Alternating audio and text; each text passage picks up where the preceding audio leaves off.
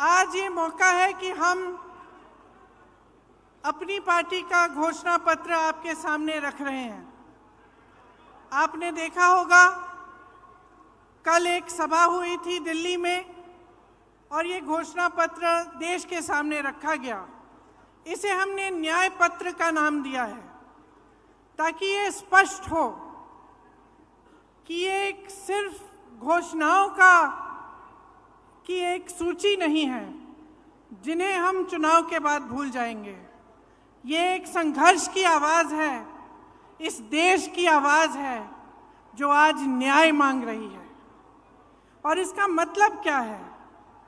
देखिए, आज की परिस्थितियां क्या है आप मुझसे अच्छी तरह जानते हैं। बेरोजगारी चरम पे है। 45 सालों में इतनी बेरोजगारी नहीं रही जितनी आज है। आपने 10 सालों से मोदी जी की सरकार देखी, भाजपा की सरकार देखी, और अगर आप एक दूसरे से पूछते हैं, अड़ोस पड़ोस के घरों में जाते हैं, अपने घरों में खुद झांक के देखते हैं, तो क्या पता चलता है क्या किया इन्होंने बेरोजगारी को हटाने के लिए? बड़े बड़े वादे किए थे, बड़ी बड़ी घोषणाएं की थी, एक भी पूरा नहीं किया। आज बेरोजगारी बहुत ज्यादा है और इन्होंने क्या किया? अग्निवीर जैसी स्कीम लाई जिससे वो बच्चे, वो नौजवान जो मेहनत करके रोज रोज वर्जिश करके टेस्ट लेते हैं सेना में जाने के लिए, उनकी आशाएं टूट गई। पेपर लीक हो रहे हैं हर प्रदेश में। जहां देखिए नौजवान मुश्किल से पढ़ाई कर रहा है, माता पिता कमाकर उसको मुश्किल से लोन लेके कैसे भी उसकी पढ़ाई करा रहे हैं, उसके ट्यूशन करा रहे हैं। पेपर लीक हो जाता है, नौकरी नहीं मिलती। ये परिस्थितियां हैं। आज महंगाई की ये परिस्थिति है कि ठीक है, चुनाव आने लगा तो 2 महीने पहले इन्होंने गैस सिलेंडर का दाम कम कर लिया, लेकिन इतने सालों से क्या दाम था? इतने सालों से आप क्या देख रहे हैं? आपका अनुभव क्या है? मेरी बहनें जानती हैं, त्योहार आता है घबराहट होती है कि कैसे खर्चा करेंगे, लिपाई पुताई कैसे कराएंगे, त्योहार के लिए नए कपड़े कैसे खरीदेंगे, दुकान जाएंगे क्या खरीद पाएंगे। ये परिस्थितियां हैं। किसानों की क्या परिस्थिति है? किसान सड़क पर आंदोलन करता है, प्रधानमंत्री जी उनकी सुनवाई ही नहीं करते। जीएसटी से मारा जा रहा है, हर चीज पे जीएसटी लगी जा रही है।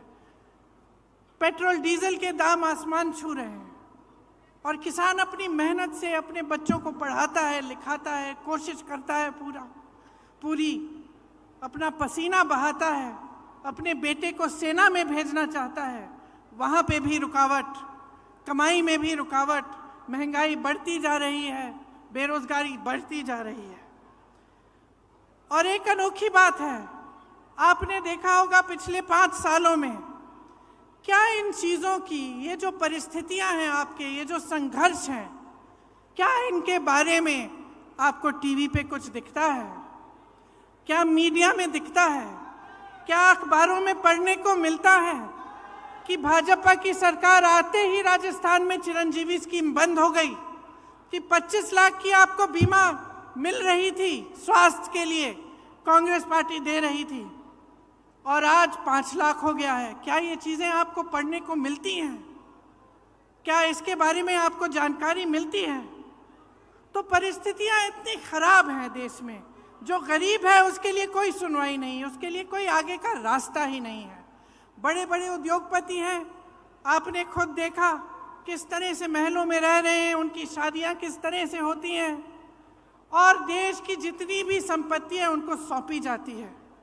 उनके हजारों करोड़ के जो लोन है वो माफ हो जाते हैं। किसान के 10,000 के लोन के लिए किसान आत्महत्या करता है। ये परिस्थितियां हैं आज, लेकिन आपको जानकारी नहीं मिलती।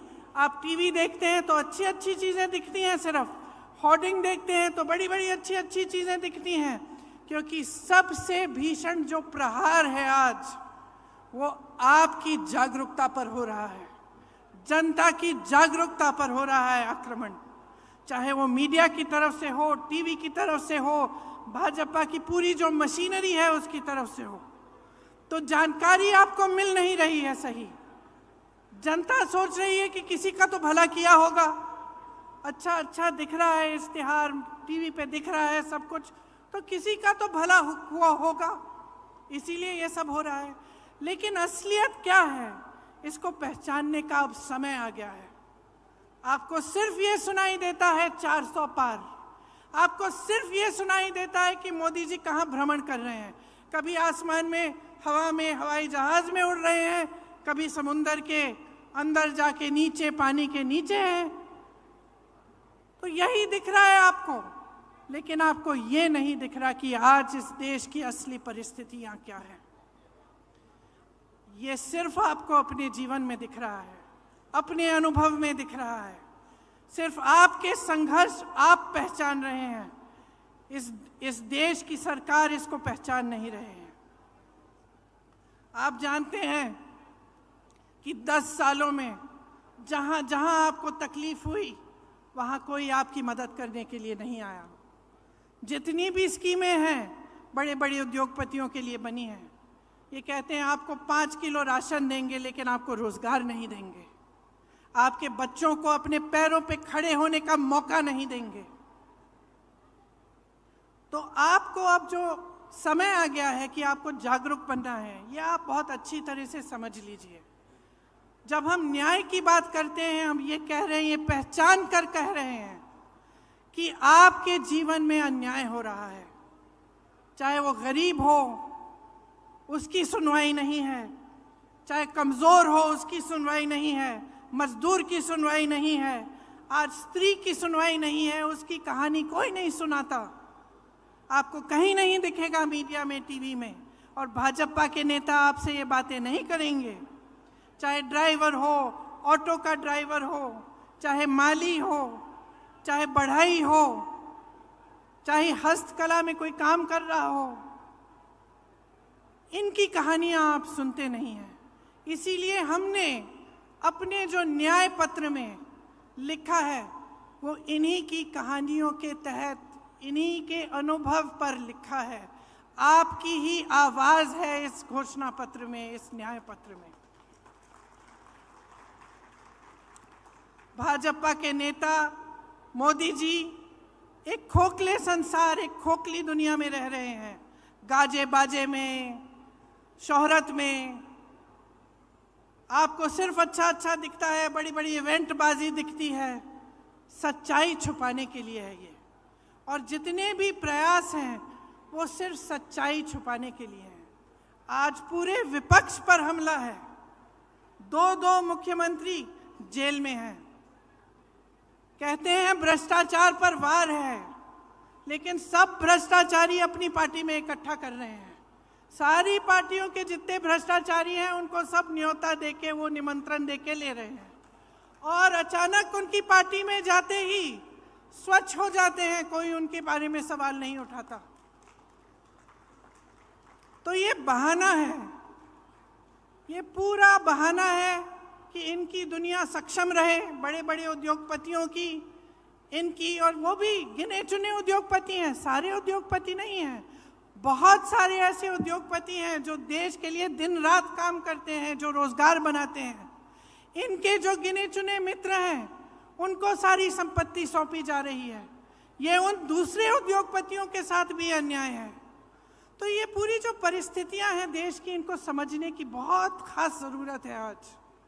आज जो आप वोट डालने जा रहे हैं, वो वोट इस देश के लोकतंत्र को बचाने के लिए जा रहा है। अब ये बात आपने बहुत सुनी होगी, और कभी कभी आप पूछते भी होंगे कि भाई कैसे हमारा लोकतंत्र असुरक्षित कैसे है। तो ये असुरक्षित इसलिए है क्योंकि जितनी भी ऐसी संस्थानें हैं और जो बड़ी बड़ी इंस्टीट्यूशंस हैं जो लोकतंत्र को बचाने के लिए हैं, उनको कमज़ोर किया गया है, उनका गलत तरह से इस्तेमाल हो रहा है। आज ये नौबत आ गई है कि जनता को ईवीएम पे भी भरोसा नहीं है। जनता ये भी नहीं जानती कि अगर वोट डालेंगे तो क्या हमारा वोट सही तरह से डलेगा कि नहीं। तो इन परिस्थितियों के बीच जो हमारा न्याय पत्र है, इसमें हमने कुछ ऐसी घोषणाएं की हैं जो हम चाहते हैं कि जब हमारी सरकार आएगी हम आपके लिए करके दिखाएंगे। इसका प्रमाण ये है कि हमने प्रदेशों में करके दिखाया है। जिन प्रदेशों में हमारी सरकार रही उनमें राजस्थान भी था। आपने देखा कि राजस्थान में किस तरह से जो स्कीम लागू करवाई थी, और जैसे मैंने कहा चिरंजीवी जैसी स्कीमें जिससे आपको पूरी तरह से स्वास्थ्य की सुविधाएं मिलती थी। तो हमारे न्याय पत्र में किसानों के लिए 5 गारंटी हैं। एमएसपी का को हम कानून बनाएंगे, गहलोत जी ने भी आपको बताया। स्थायी कृषि ऋण माफी का आयोग बनेगा, मतलब एक स्थायी आयोग होगा और आपके जो ऋण हैं, जो छोटे किसानों के जो ऋण हैं जो आपके माफ नहीं होते हैं, उसके लिए वहां सुनवाई होगी। फसलों का नुकसान होने पर 30 दिनों में सीधे बैंक खाते में भुगतान होगा। नई कृषि की आयात निर्यात की नीति बनेगी और कृषि में इस्तेमाल जितने भी आप सामान इस्तेमाल करते हैं कृषि में वो जीएसटी से माफ होंगे। ये बहुत बड़ी चीज़ है, इससे आपको बहुत राहत मिलेगी। मैंने बेरोजगारी की बात की।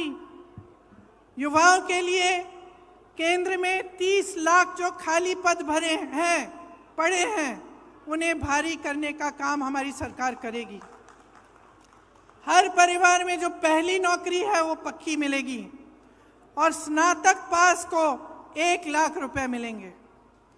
ये जो पेपर लीक होते रहते हैं जिससे आपका बहुत नुकसान होता है और पढ़े लिखे बच्चे बेरोजगार बैठे रहते हैं, उसके समाधान के लिए एक नया कानून बनाया जाएगा। सख्ती से जो ऐसे काम कराएंगे सख्ती से उन पर कार्रवाई होगी और एक जॉब कैलेंडर बनेगा जिसमें जो नियुक्ति के जो डेट हैं, जो इम्तिहान के डेट हैं, रिजल्ट के डेट हैं, वो पहले से बताए जाएंगे। जो लोग गिग इकोनॉमी में काम करते हैं, गिग इकोनॉमी मतलब जैसे शहरों में आप जो डिलीवरी वाले युवा हैं जो डिलीवरी करते हैं, इस तरह की जो नौकरियां हैं, इनको सामाजिक सुरक्षा मिलेगी और एक 5,000 करोड़ रुपए का फंड बनेगा युवाओं के लिए, ताकि युवा जब अपने कारोबार शुरू करना चाहें तो उनको लोन मिलेगा और उनको पैसे दिलवाए जाएंगे। महिलाओं के लिए खास हमने कुछ सोचा है कि हर जो गरीब महिला है उसे सालाना 1 लाख रुपए सरकार से मिलेंगे। केंद्र में जो नई भर्तियां हैं उनमें से 50% महिलाओं को दी जाएंगी। आशा, आंगनवाड़ी, मिड डे मील वेतन में केंद्र का योगदान 2 गुना होगा और हर पंचायत में एक अधिकार मैत्री होगी जो महिलाओं को अपने अधिकारों के बारे में बताएगी। कामकाजी महिलाओं के लिए हॉस्टल होने चाहिए, देश में काफ़ी नहीं है, उनकी जो संख्या है उसको 2 गुना किया जाएगा और हर जिले में कम से कम एक ऐसा हॉस्टल होगा। आदिवासी भाई बहनों के लिए भी हमने गारंटी किया है कि वन अधिकार अधिनियम लागू किया जाएगा और एक स्पेशल बजट, स्पेशल प्लान बनाया जाएगा। भूमि अधिग्रहण कानून में जो संशोधन किए गए थे वो वापस लिए जाएंगे और राज्यों में पैसा के अनुसार कानून लागू किए जाएंगे, जिससे जहां आदिवासियों की आबादी ज़्यादा है वे अनुसूचित क्षेत्र घोषित किए जाएंगे। 1 साल के अंदर अंदर जितनी भी FRA की क्लेम हैं उनका निपटान किया जाएगा और लघु वन उपज जो है उनको भी MSP के दायरे में लाया जाएगा। श्रमिकों के लिए हमने कुछ सोचा है कि उनके स्वास्थ्य के अधिकार की कानूनी गारंटी देना चाहते हैं। जांच से इलाज तक पूरी सेहत की देखभाल की सुविधाएं उनको मिलनी चाहिए और राष्ट्रीय न्यूनतम मजदूरी 400 रुपये प्रतिदिन की गारंटी हम करेंगे और शहरी क्षेत्रों के लिए रोजगार गारंटी का कानून लागू होगा, जिस तरह से ये कानून गांव में लागू होता है। देखिए, ये हम न्याय की गारंटी दे रहे हैं आपको। हम लोकतंत्र की रक्षा करेंगे, हमारे पूर्वजों ने इस लोकतंत्र को बनाने के लिए अपना खून बहाया है। इसी कांग्रेस पार्टी ने, जिसके आप मेरे कार्यकर्ता भाई बहन यहाँ बैठे हैं, इसी कांग्रेस पार्टी ने इस देश के स्वतंत्रता संग्राम को बनाया और उसमें अपना तमाम नेताओं ने जान दी, जीवन दिया और इस देश का निर्माण किया है। मैं सिर्फ एक आग्रह करना चाहती हूँ अपने कार्यकर्ता भाई बहनों से और खास तौर से इस देश की जनता से, इस देश के एक एक नागरिक से ये मेरा आग्रह है, इस चुनाव को आप अपने मुद्दों पर लड़वाइए। जो आपके जीवन का अनुभव है वही सत्य है, वही सच्चाई है। जो आपको दिखाई दे रहा है टीवी पे, इश्तिहारों पे, होर्डिंग्स पे, ये सच्चाई नहीं है।